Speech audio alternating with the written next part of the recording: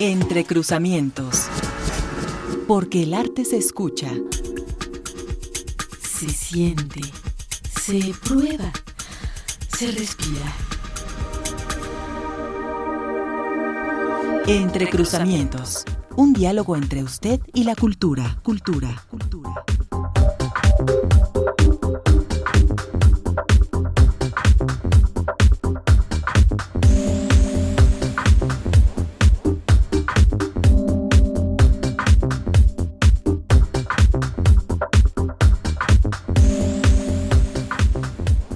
Hoy estamos precisamente el 26 de enero de 2021, hace 7 años, que la literatura mexicana perdió a uno de sus grandes referentes, pero no solo uno de sus grandes referentes, sino también a uno de los escritores sin duda más queridos. Si uno pudiera compartirles las escenas que vivimos, quienes nos tocó atestiguar aquel momento en el Instituto Nacional de Nutrición Salvador Subirán, les aseguro que se entendería quizá de mejor manera cuando hablamos de una figura como la de José Emilio Pacheco, leído por muchos, visto por todos, escuchado por muchos más. En realidad, una de esas grandes figuras, uno de esos personajes clave de la literatura mexicana.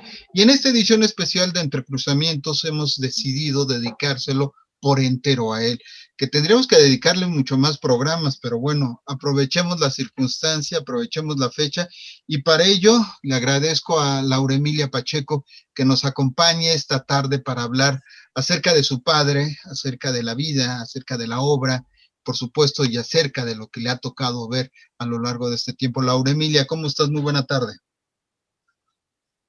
Buenas tardes, Jesús. Muchas gracias por la invitación. Estoy encantada de estar aquí con ustedes. Pues los saluda Jesús Alejo Santiago en esta edición especial de Entre Cruzamientos dedicada a José Emilio Pacheco.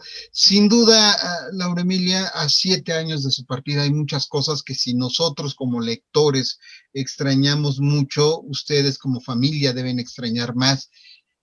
¿Qué es lo que más extrañas de esa presencia, la de José Emilio Pacheco, Laura Emilia?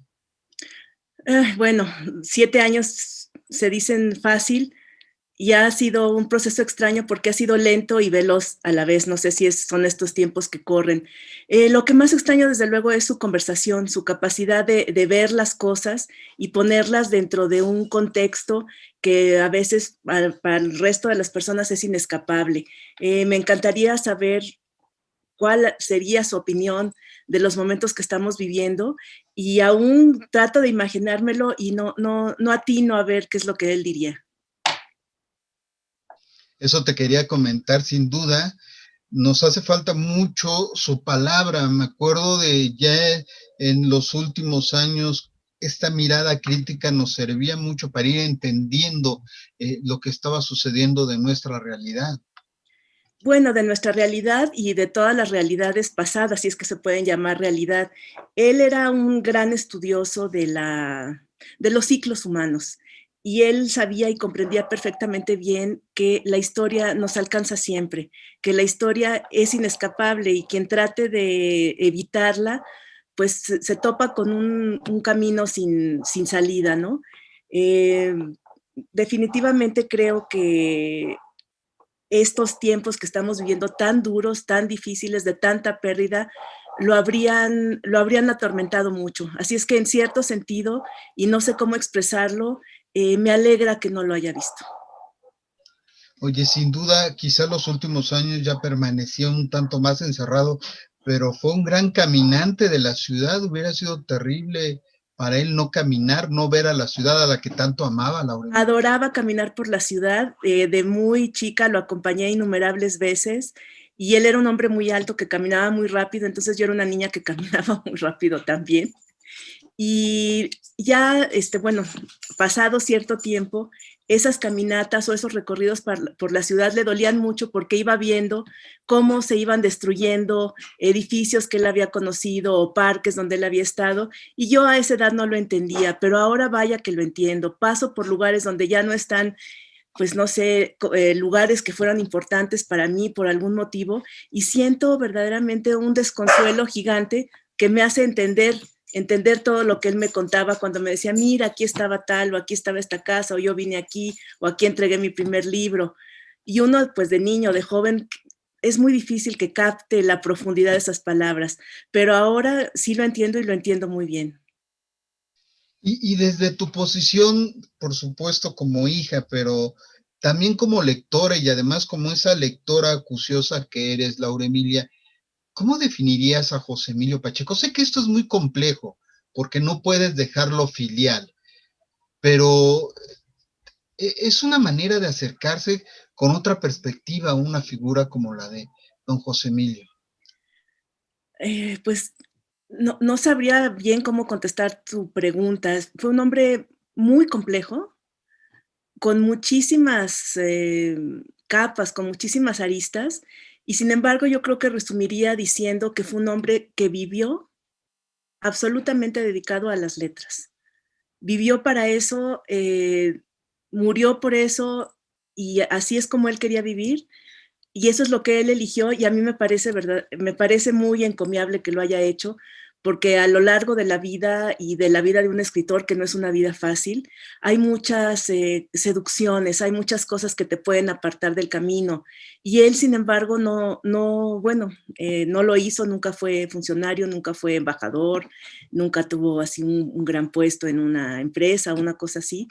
Y eso, bueno, tenía un costo, ¿no? Un costo en muchos sentidos, y no, él no habría podido hacerlo de otra manera. Él vivió como quiso hacerlo. Mencionaste ahora algo muy interesante, sobre todo para la época que le tocó vivir. Él nunca fue embajador, no fue funcionario público.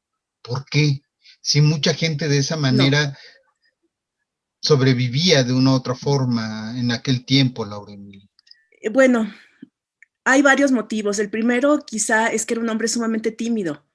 Era un hombre muy tímido y ya con la edad se le fue quitando un poco, pero era un hombre muy tímido y él sabía perfectamente bien que en cuanto entrara en ese círculo de actividades, sobre todo esos puestos requieren de muchas actividades sociales, ir a muchos cócteles, a muchas fiestas, eso lo iba a alejar de la literatura y eso para él era impensable. Ahora, lo que lo salvó realmente fue que empezó a dar clases y eso le dio una entrada que él necesitaba para sobrevivir y para mantener a su familia. Le costó mucho, mucho trabajo, te digo, por su timidez, por la barrera del idioma, por todas las cosas. Él era un hombre que estaba feliz absolutamente con sus libros, en su estudio, y si por él hubiera sido, creo que nunca habría salido de ahí más que para recorrer la ciudad caminando solo. Esa es quizá la parte que más recuerdas de esa intimidad familiar, ¿no? A un José Emilio con sus libros. Ah, totalmente, siempre, perpetuamente, a todas horas. Dentro de eso que les tocó vivir, estas historias compartidas, hay muchas, por supuesto, que deben quedar para la memoria familiar, hay muchas otras que nos permiten acercarnos al ser humano. ¿Qué crees que nos ayudaría a entender mucho más a ese José Emilio que encontramos en los libros desde la perspectiva familiar, Laura Emilio? Pues como ya te dije, fue un hombre dedicado a las letras porque desde muy pequeño, y cuando digo muy pequeño es 3 o 4 años, él ya había aprendido a leer y a escribir. Y nada, nada en la vida lo pudo alejar de eso. Mi abuelo era notario. Lo natural habría sido que mi padre heredara la notaría, que además era una notaría muy bonita en Avenida Madero. Y sin embargo, pues él supo que su destino era ese, con todas las consecuencias habidas y por haber. Se dice fácil renunciar a un bagaje familiar, ¿no? Que no quiso ser abogado y demás, pero no ha de haber sido nada fácil decirle a la familia que él no iba a seguir ese camino, que ya estaba trazado, que tenía ya una especie como de alfombra roja para seguir con una clientela en un lugar muy, muy adecuado, muy bonito, para dedicarse a esta cosa que es inacible y que nunca sabes qué va a ser, que es la literatura. Cuando él hizo esta decisión era sumamente joven, no sabía si le iba a ir bien, si le iba a ir mal. Se casó muy joven con mi mamá, se casaron a los 20, 19 años y ya tenían una niña que era yo, entonces todas las cargas de sostener a una familia pues no eran fáciles y sin embargo pues las letras, el camino de las letras fue la manera en que él pudo resolver su vida porque no habría de verdad podido hacerlo de ninguna otra manera, no me lo imagino haciendo ninguna otra cosa. Él incluso llegó a decirme algún día que si por algún motivo le pasaba algo a su biblioteca, él prefería morirse y darse un tiro que vivir sin sus libros. Sí, esa es la imagen recurrente que tenemos de don José Emilio, ¿no? En su biblioteca con sus libros, los cuidaba, los amaba de una u otra forma, y quizá esto hasta se reflejaba en una escritura eh, donde la palabra, pese a la brevedad de mucha de su obra, pese a su trabajo más de artesano que se ha hablado muchísimo en Laura Emilia, la pasión por la palabra, por el detalle, por Mira, todo esa eso. brevedad de la que hablas, ese detalle, es justamente el resultado de una decantación. Haz de cuenta que metes un mundo completo por un embudo y lo que van saliendo son gotas concentradas. Y yo así veo su obra. Lo que era fascinante realmente es que a lo mejor se imagina uno al escritor como una persona que solo tiene determinados libros o que solo tiene libros encuadernados en piel. Y en su caso nada podía ser más distante a la realidad. Él era verdaderamente un lector voraz. Leía absolutamente todo. Cuando te digo todo es todo, libros de todo tipo, revistas de todo tipo, todo lo alimentaba y en todas partes siempre encontraba algo que le iba a servir. Y en ese sentido, esa especie de voracidad le causaba también muchos problemas porque eran tantas las cosas que le interesaban, tantas las cosas sobre las que quería escribir, tantas las cosas sobre las que quería ahondar, que de repente sí se metía en embrollos muy profundos porque sencillamente pues la vida no alcanza para tanto, ¿no? Y de ahí su obsesión con el tiempo, desde luego. Y la memoria. Y la memoria, desde luego. Él decía, a él no le gustaba en absoluto la idea de la melancolía, para nada, no le gustaba, no le gustaba esta cosa como melancólica. Él creía más bien que lo que hay que hacer es salvar la memoria, porque al salvar la memoria salvamos quiénes somos y sabemos por qué estamos aquí y por qué está pasando lo que está pasando. La memoria para él era fundamental. Él afortunadamente fue privilegiado, tenía una memoria absolutamente increíble y eso le permitía hacer también ciertos trucos literarios que eran fabulosos. Podía imitar muy bien los estilos de otros escritores, se divertía mucho haciéndolo, era un juego. Y, y eso le permitía, te digo, hacer muchas travesuras que hacía secretamente para él, ¿no?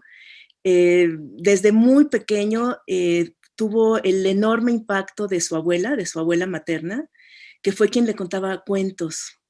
Y esos cuentos pues hablaban también de la memoria, esos cuentos tenían un ritmo, una cadencia, y yo creo que ella fue quizá, bueno, sin duda, yo creo que fue la influencia más importante, la influencia definitiva en su vida, y fue la persona por la cual él se convirtió en escritor y en poeta. Recuerdo que Juan José Arriola contaba que su padre y su madre solían detenerlos a la hora de la mesa, a la hora de la comida. No podían levantarse de la comida si no escuchaban un fragmento de una obra, ¿no? La que sea, la que fuera, y también eso lo transmitió después. ¿Cómo era en ese sentido la relación de José Emilio con ustedes? Eh, por ejemplo, ¿buscaba que ustedes se metieran a la literatura No, o había una plena no, libertad, nunca, Laura había una Emilia? plena libertad. De hecho, alguna vez me preguntaron que si mi padre nos dejaba leer lo que quisiéramos de la biblioteca o que si había partes selladas de los libreros, y no, él siempre nos dijo que leyéramos lo que quisiéramos, cuando quisiéramos, sabiendo que si nos imponía la lectura o si nos imponía la literatura, desde luego íbamos a salir todos despavoridos. Y el resultado, bueno, no le pudo haber salido mejor. Yo hice todo, intenté todo lo posible por escapar de este mundo, pero una vez que lo conoces, pues es inescapable. Y es fabuloso, ¿no? Y qué bueno que no te escapaste, porque además nos has permitido tener como otra mirada, otra visión eh, a través de tu propia obra, ¿no? Incluso de la promoción cultural, la promoción literaria, que también de una u otra forma está vinculada con tu entorno familiar, Laura Bueno, Emilia. toda la vida he crecido con libros, es un privilegio gigantesco, yo lo reconozco, y las poquísimas veces que tuve la oportunidad de hacerlo, de tener alguna influencia sobre esto, pues traté de hacer lo mejor posible para que muchas otras personas tuvieran al alcance libros de la mejor calidad, porque de verdad es impresionante ver cómo la lectura o la sociedad que se construye en torno a la lectura, de verdad cambia las comunidades. Es muy impresionante y es muy hermoso y ojalá tuviéramos más de eso. Pues si te parece, Laura Emilia Pacheco, vamos a hacer un corte muy breve, solamente para ponernos de acuerdo en algo que podría ser muy importante. ¿Qué nos vas a leer? ¿Qué nos vas a compartir de José Emilio Pacheco? Porque por supuesto no podemos hablar del personaje si no también recordamos su obra. Regresamos en un minuto.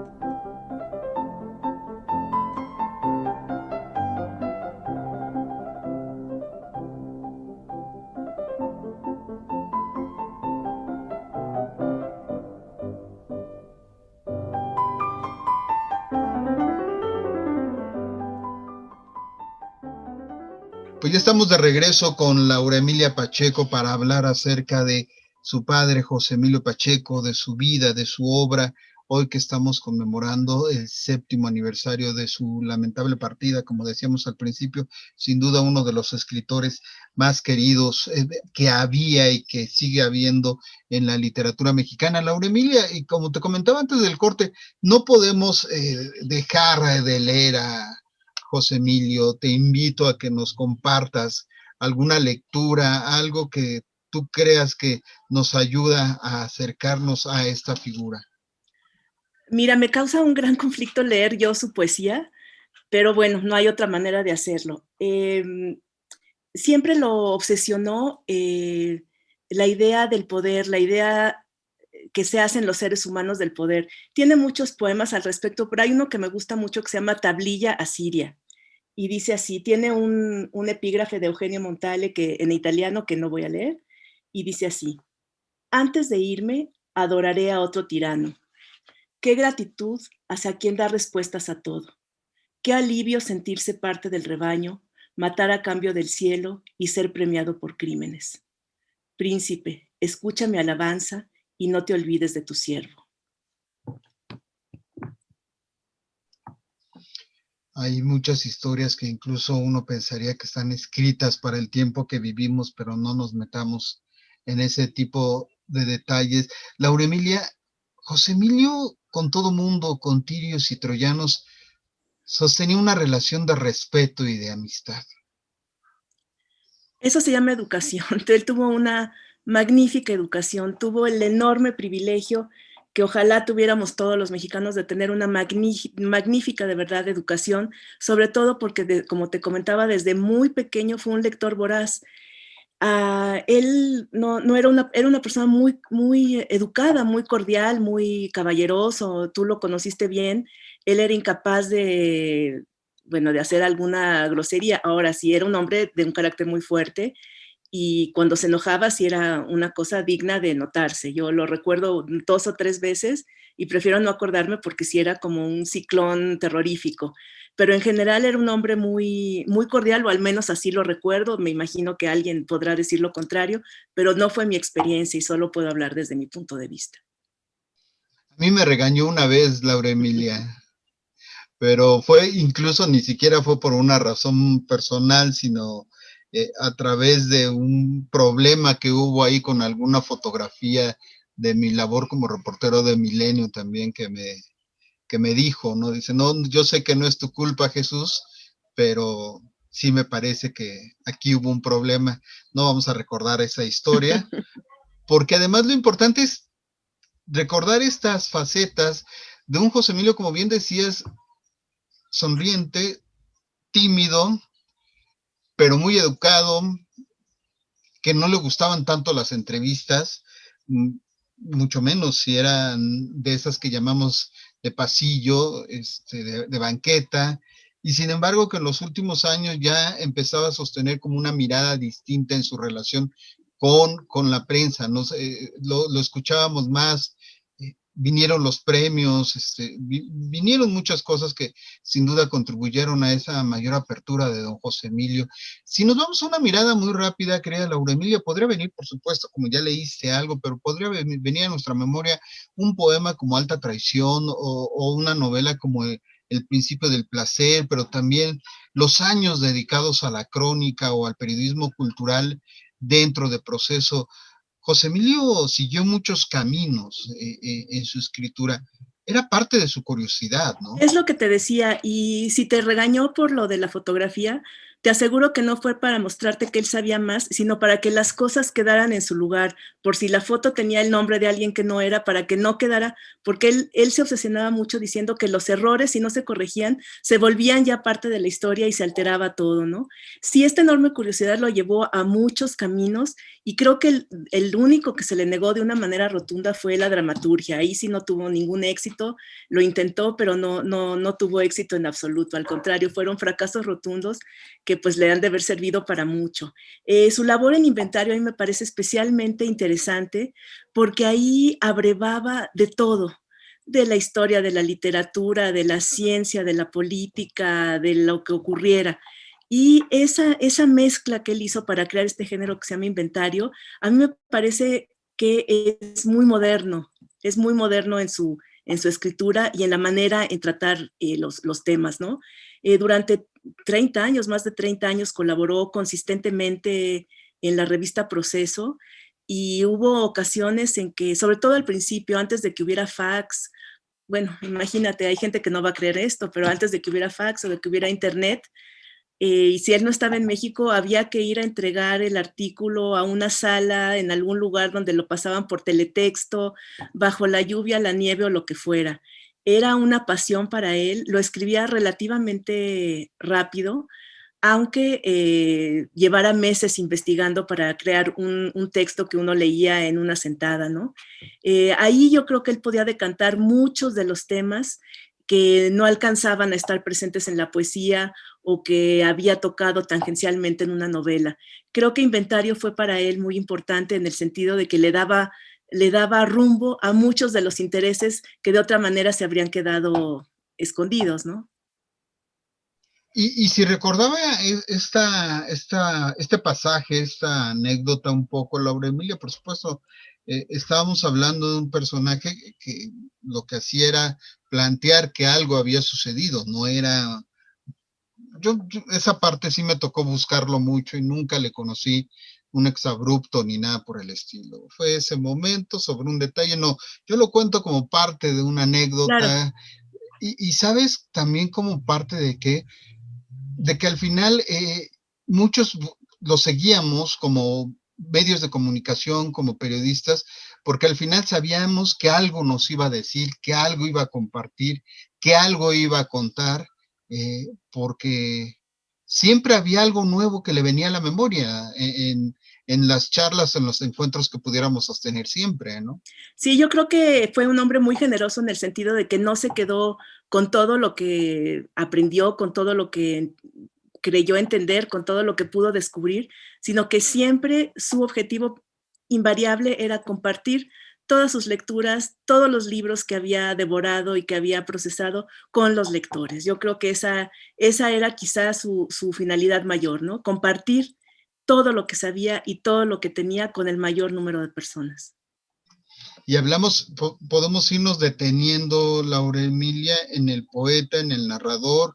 Ya comentaste algo de la importancia o lo que es tan importante como su trabajo como periodista cultural, pero a mí hay algo que siempre me llamó la atención, fue la faceta del traductor, por ese detalle, por ese rigor que siempre tenía y que pues dicen que prácticamente, bueno, en todos los libros que producía, dicen que los editores prácticamente se los tenían que arrebatar de las manos, ¿no? Literalmente, eso sí es cierto. Eso es cierto de las batallas en el desierto, por ejemplo, que fue algo que él escribió sin imaginar nunca, como escribió todo, nunca imaginó lo que iba a ocurrir.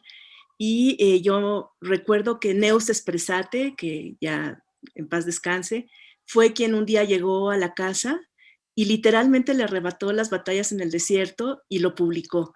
Si no, quizás estaría todavía en un cajón esperando una última corrección o una reescritura o una... Y él lo hacía porque sabía que los seres humanos somos falibles, que las cosas cambian. Él nunca pensó que lo que él había escrito fuera perfecto, ni fuera la última palabra. Y por ese sentido justamente de imperfección es que él seguía corrigiendo, tratando de hacerlo mejor y sobre todo tratando de hacerlo cada vez más legible a más personas. Por eso su prosa es tan nítida. A él sí le importaba mucho comunicar. Y por eso es muy seguido por los jóvenes, ¿no? Esta obra y muchas de sus obras tienen ese impacto en los jóvenes e incluso en canciones o en adaptaciones que se hacen de sus letras, Laura Emilia. ¿Sabes por qué yo creo que tienen frescura? Y lo digo este, sin ninguna carga ulterior. Yo creo que todo lo que escribía, lo escribía con sinceridad, no hay mentira en su literatura, no había un motivo ulterior, no escribía para ganar premios, no escribía para quedar bien, no escribía para ganarse un favor, escribía lo que tenía que escribir, pasara lo que pasara. Y yo creo que eso le da una frescura que es lo que atrae quizá a los jóvenes. Esta ausencia de como de impostura, de imposición, no sé cómo ponerlo. ¿Te acuerdas de la anécdota cuando, hablando precisamente de este acercamiento con los jóvenes, de la anécdota cuando Café Tacuba invitó a Carlos Monsiváis y a José Emilio a un concierto? Sí, yo no estuve, pero cuéntame. No, es que contaban ambos que los habían invitado precisamente porque si recuerdas Café Tacuba Sí, hizo claro, la adaptación de la letra, ¿no? Y que de las batallas del desierto. Sí. los habían invitado al concierto y todo, y decía que estaban bien acomodados y todo, pero que eran dos cabecitas blancas entre tantos jóvenes ahí brincando y escuchando la música. Yo no sé, a mí me parece que eso refleja además, pues parte de esta, como bien dices, de esta postura literaria, de esta postura de un ser humano ética, se podría decir moral, frente a su propia escritura. Fue ahí con Carlos Monsiváis, estuvieron ahí, participaron de ese proceso, ¿no? Fíjate que él me comentó que le había sorprendido muchísimo ver esa cantidad de gente coreando la canción. Y bueno, para que te des cuenta de cómo era, ni siquiera pudo conocer a Café Tacuba, a la banda. No hay una sola foto de ellos juntos, no fue a tomarse la foto, nada. Vio, quedó impresionadísimo y se fue. Pero bueno, es una canción muy bonita y yo les agradezco mucho a los de Café Tacuba, a quienes quiero mucho. Y que han permitido que siga presente pues, en otro tipo de medios la Claro. obra de José Emilio. Tenía predilección, esto debe ser muy difícil incluso para cualquiera de los seres humanos, pero ¿él tenía predilección por algún poema, por alguna novela, Laura Emilia? Era un gran lector y gran adorador de los clásicos. Justamente este poema que acabo de leer sobre la tableta asiria es de hace, no sé, miles de años y se sigue repitiendo la historia y se sigue repitiendo la historia. Y él lo sabía perfectamente, sabía que pasara lo que pasara, el ser humano sigue siendo el ser humano. Podremos ir a Marte o bajar a la profundidad del océano y seguiremos perseguidos por los celos, todas las características de los seres humanos que a veces no son tan buenas, ¿no? La soberbia. Pues antes de irnos a otra pausa, ¿por qué no nos lees algún otro fragmento, Laura Emilia? Con mucho gusto.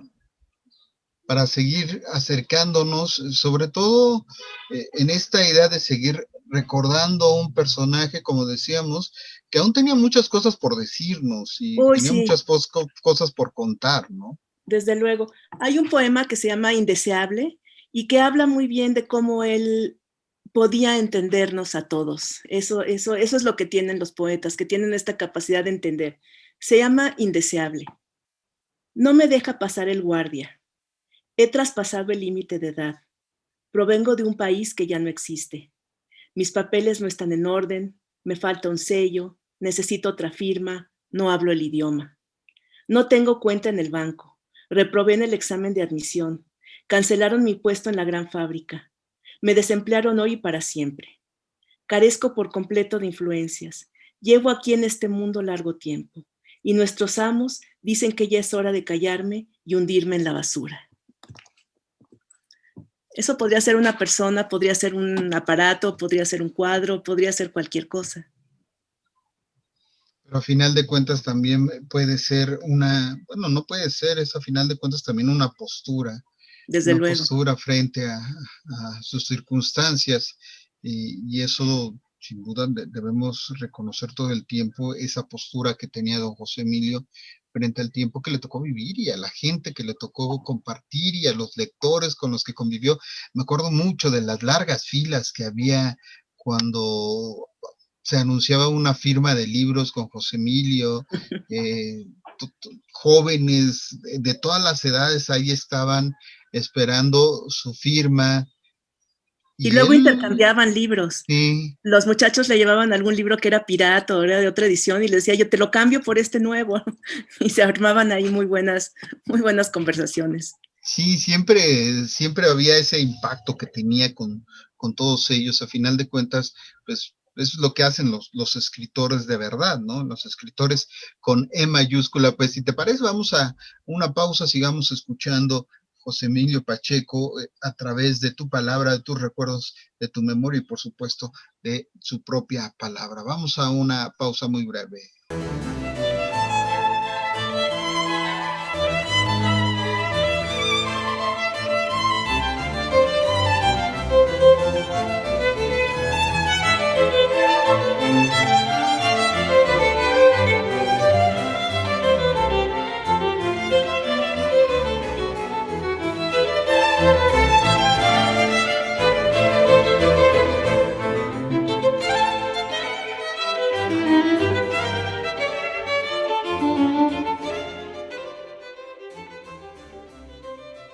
Nuestras libretas telefónicas, decía Severo Sarduy, poco a poco se transforman en el libro tibetano de los muertos.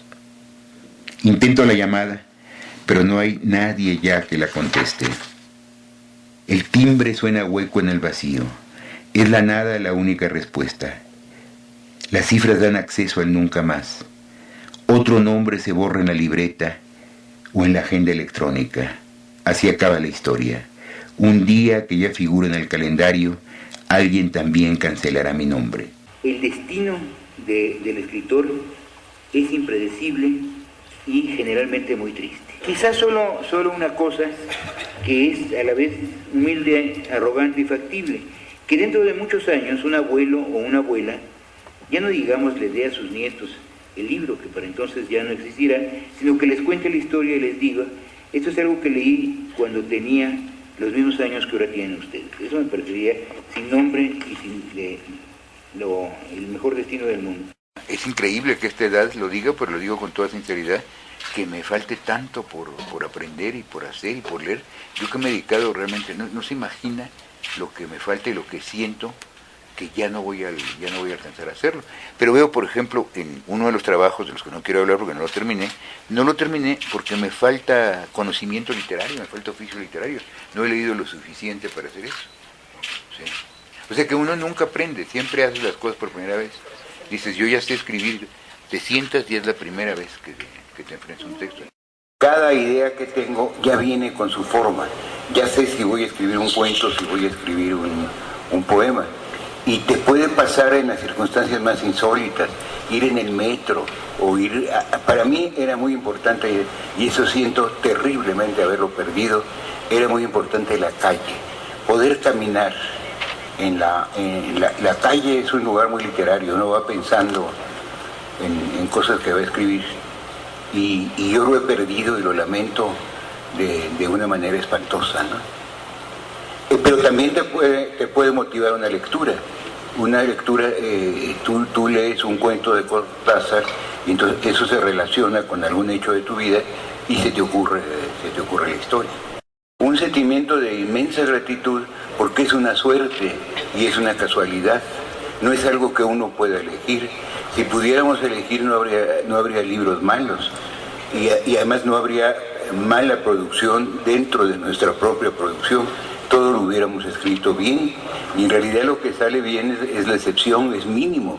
Comparado, mis aciertos pesan muy poco comparado con mis fracasos y mis proyectos fallidos, pero quizá esos proyectos fallidos y esos fracasos sean necesarios para escribir un texto logrado, un texto que salga, ¿no? Sí. O sea que no hay que temerle, no hay que temerle tampoco, hay que lanzarse, no temas nunca que te va a salir mal. Piensa, termínalo y después dices, bueno, lo voy a dejar a guardar un tiempo, y escucha todas las opiniones, pero no le des carácter definitivo a ninguna, ¿no? A partir de su segunda reimpresión, el libro ya se apartó de mí para siempre y tuvo su existencia propia e independiente. Vinieron la película de Alberto Isaac, Mariana Mariana, con guión de Vicente Leñero, el cómic de Pasalicia García Diego, y sobre todo la canción de Café Tacuba, que eso ha sido realmente impagable.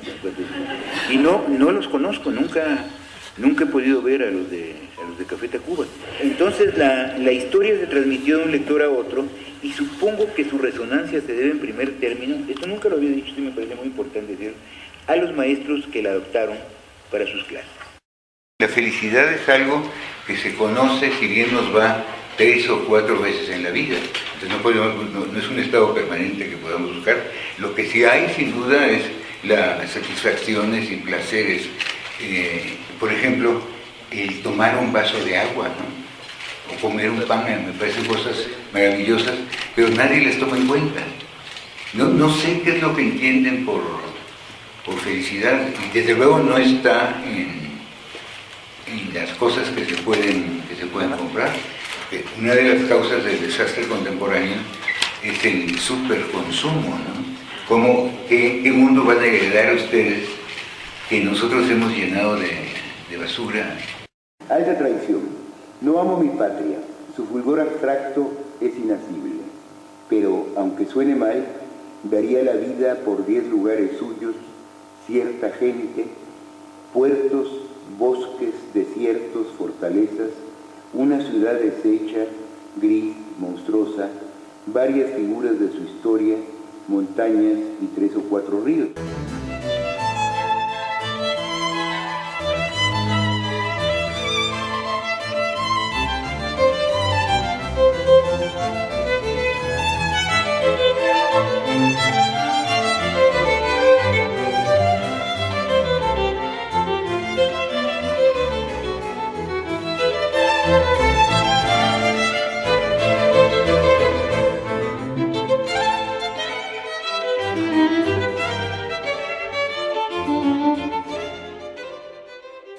Ya estamos de regreso con Laura Emilia Pacheco, hablando acerca de su padre, pero hablando también acerca del poeta, del narrador, del periodista, del traductor, de la persona que a ella le tocó vivir y convivir durante tanto tiempo, pero también leerlo. Era fácil acercarse a sus libros a sabiendas de que lo tenías tan cerca, Laura Emilia. No, en absoluto. No, era difícil. Es una sensación extraña que es difícil de describir. Lo pude hacer ya mucho más grande. Me acerqué a su prosa. De joven, lo primero que leí fue su prosa. Y lentamente me fui adentrando a la poesía. Los inventarios son como abiertos, esos no tienen no me causan ningún conflicto. Pero al principio sí era muy intimidante. No sé, era extraño, era intimidante.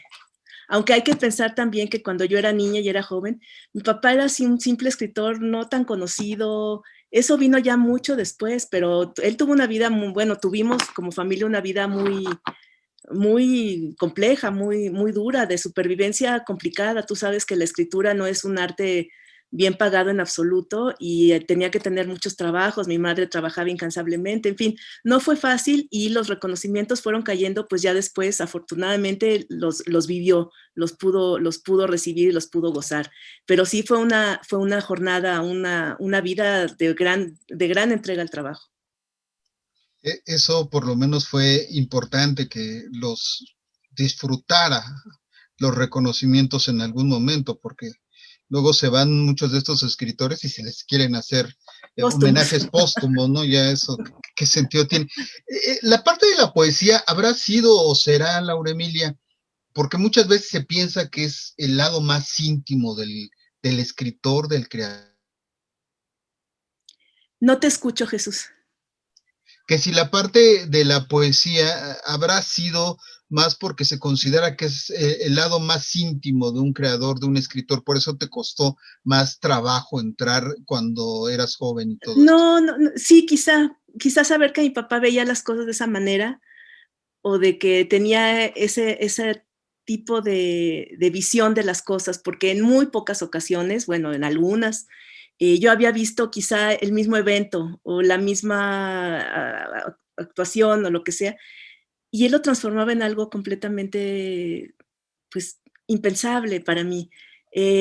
Una de sus grandes obsesiones era desde luego la naturaleza. Se le criticó mucho porque le dijeron que era fatalista, porque previó perfectamente bien la catástrofe ecológica y climática, y lo atacaron mucho por eso. Él amaba profundamente la naturaleza y amaba profundamente a los animales, que le causaban verdaderamente un asombro infinito. Tiene muchísimos poemas de animales y que hablan no solo de los animales en sí, sino de nuestra vida y de cómo somos los seres humanos. Hay uno que me gusta especialmente que se llama El Pulpo, si me permites leerlo. Por Se favor. llama El Pulpo. Oscuro dios de las profundidades, helecho, hongo, jacinto, entre rocas que nadie ha visto allí en el abismo, donde al amanecer, contra la lumbre del sol, baja la noche al fondo del mar y el pulpo le sorbe con las ventosas de sus tentáculos tinta sombría. Qué belleza nocturna su esplendor si navega en lo más penumbrosamente salobre del agua madre, para él cristalina y dulce. Pero en la playa, que infestó la basura plástica, esa joya carnal del viscoso vértigo parece un monstruo y están matando a garrotazos al indefenso encallado. Alguien lanzó un arpón y el pulpo respira muerte por la segunda asfixia que constituye su herida. De sus labios no mana sangre, brota la noche y enluta el mar y desvanece la tierra muy lentamente mientras el pulpo se muere. Una de las cosas que hemos escuchado a través de tu voz, Laura Emilia, es la diversidad que había también en los acercamientos, en las miradas de José Emilio, temáticas, por decirlo de esa manera, ¿no? Sí, sí, te digo, parte de esa curiosidad. Podías pasar por un puesto de periódicos y salía cargado de todo tipo de revistas, de los libros más variados, e incluso cuando intentábamos hacer una limpieza de un estante, de un librero, era una batalla terrible porque uno decía, bueno, este libro no sirve para nada, y le decía, no, claro que sirve, ahí hay un dato que necesito, es un libro sobre, no sé, ingeniería o sobre dentaduras, lo que tú quieras, temas de lo más desparratados que te puedas imaginar, y él siempre encontraba algo interesante en algún lugar. Me acuerdo de su traducción de los cuatro cuartetos de Eliot, que le llevó buena parte de su vida, la mitad de su vida yo diría, y una de las piedritas en el camino de las cuales hubo mucho, y digo piedrita, pero una piedrita en el camino te puede hacer la vida imposible, era el nombre de una rosa en particular. Yo creo que tardó 30 años en encontrar el nombre preciso que necesitaba para que el poema cobrara sentido con todo lo que decía alrededor. Y así era en todo. Entonces, por eso él tenía una enorme fortuna, y es que al igual que ese poema que dice que el mar llega a tu encuentro cuando la ves por primera vez, los temas, las palabras y los libros le llegaban al encuentro. Entraba a una librería y haz de cuenta que los libros lo atraían y encontraba exactamente lo que necesitaba. Era muy particular, de manera que regalarle libros se volvió en una especialidad en la que me volví muy, muy apta. Soy muy buena para encontrar libros. Oye, Laura Emilia, me recordaste sin duda Cuatro Cuartetos de Eliot, que da hasta para una novela del proceso de escritura y una novela de 800 páginas. Claro que sí, fíjate que ahora que ya, bueno, tengo la edad que tengo y después de todas las versiones que hubo de los cuatro cuartetos, yo prácticamente lo veo como una especie de testamento literario. Si tú ves de las primeras versiones de los cuatro cuartetos y la última versión es impresionante porque está pegada a los huesos, no le sobra nada, es enjuta, es perfecta, es seca, y mucho de lo que dice ahí, él lo vivió profundamente. A mí siempre lo consideraré una especie de testamento literario de traducción, no sé cómo ponerlo, pero mucho de lo que él pensaba quedó plasmado en esa traducción. Estamos hablando de diversos temas, de diversos acercamientos, de maneras de entender estos procesos de creación. Laura Emilia, ¿se sentía cómodo o más cómodo en alguno de estos géneros o todo esto giraba alrededor del proceso de escritura? Mira, nunca se lo pregunté, es una de las cosas de las que me arrepiento, pero también hay que pensar que uno no puede tratar a su papá como si lo estuviera entrevistando todos los días, ¿verdad? Además la vida cotidiana, pues es la vida cotidiana, no le preguntaba yo ese tipo de cosas, ¿en qué género te sientes más cómodo, no? Yo creo que la escritura en sí es lo que a él le fascinaba, pero dentro de eso la poesía definitivamente era su gran pasión. Yo creo que ante todo, él fue un poeta y dedicó su vida a la poesía y escribía la poesía solamente en las noches, porque había más silencio, porque había menos distracciones, era mucho más íntimo. Entonces yo siento que la poesía era para él todo para él era la poesía. Cuéntanos un poco, Laura Emilia, ¿cómo era un día en la vida de José Emilio? ¿A qué hora se levantaba, leía? Porque leía todo el tiempo, además, ¿no? No, él era muy celoso de su intimidad y no la voy a romper. Era un hombre dedicado a la lectura, totalmente dedicado a la lectura. Eso les puedo decir. Y eso se refleja, por supuesto, en sus libros y en su manera En de todo, entender en la todo. escritura, ¿no? Sí, había cosas que se le complicaban muchísimo, ya la computadora, esas cosas, todo lo que era eléctrico, así como los libros, tenía un magnetismo para encontrar los libros en papel, tenía una especie de imán inverso para que todo lo que fuera tecnológico se le revelara. No servía esto, no servía lo otro, algo que servía perfectamente bien, dejaba de servir o se apagaba o no sé qué, si era su magnetismo o una energía tan absolutamente potente que los aparatos se descomponían o incluso llegaban a pues apagarse, ¿no? En eso sí no tuvo suerte y sufría muchísimo por eso. Y hay varios amigos que podrán atestiguar al respecto. Pero pues no se puede todo, ¿no? Una de las cosas que mucha gente admiraba más, de entre todas las cosas que se le admiraba a José Emilio, era precisamente su memoria, Laura Emilia. Y esa se ejerce con los libros. Exactamente, exactamente. Él siempre decía que la lectura era indispensable para tener un pensamiento estructurado. No es que uno leyera para, no sé, sentirse superior a los demás o para decir yo sí leo libros, en absoluto. La lectura nos da un método de pensamiento, nos da claridad, no solo en lo que leemos, sino en lo que pensamos sobre nosotros mismos. Y cuando nos enfrentamos a lo que piensan otros a través de sus textos, pues también calibramos qué es lo que sentimos, qué es lo que pensamos, si estamos equivocados, si podemos volvernos un poquito más abiertos, si queremos rechazar por completo una tesis de alguna cosa. Entonces, la escritura es fundamental para pensar. Y si uno no piensa, pues es muy difícil vivir. Y se le habrá quedado, no digamos en el tintero, sino entre las curiosidades, algún tema que le hubiese gustado trabajar, Laura Emilia. Uy, te aseguro que miles. Te puedo asegurar que muchísimos temas, muchísimos textos, muchísimos poemas, muchísimos cuentos. De verdad, su carrera contra el tiempo era muy angustiosa. Él estaba perfectamente consciente del paso del tiempo y a partir de cierto momento, él supo, no sé cómo, pero él supo que estaba llegando al final. Antes de irnos, Laura Emilia, regálanos otro poema, por favor. ¿Qué nos tienes preparado?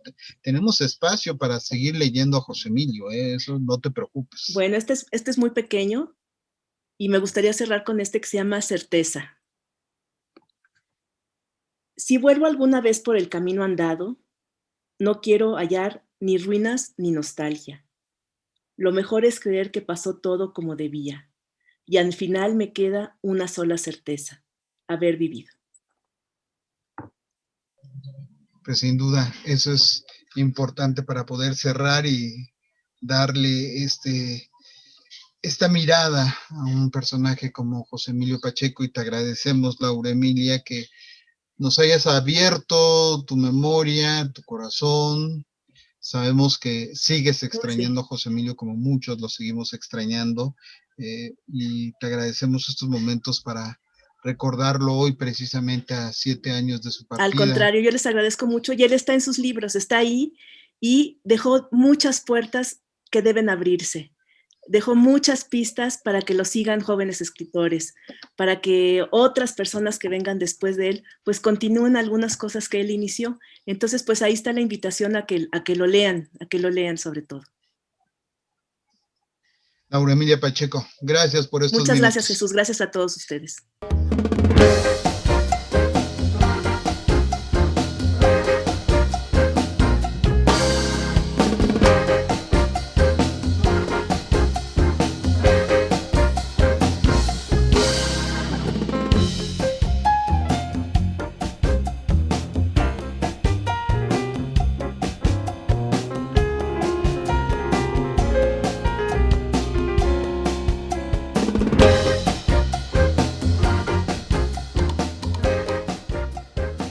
Y de esta manera nos despedimos. Entre Cruzamientos es un programa del Departamento de Información Cultural de Radio Educación.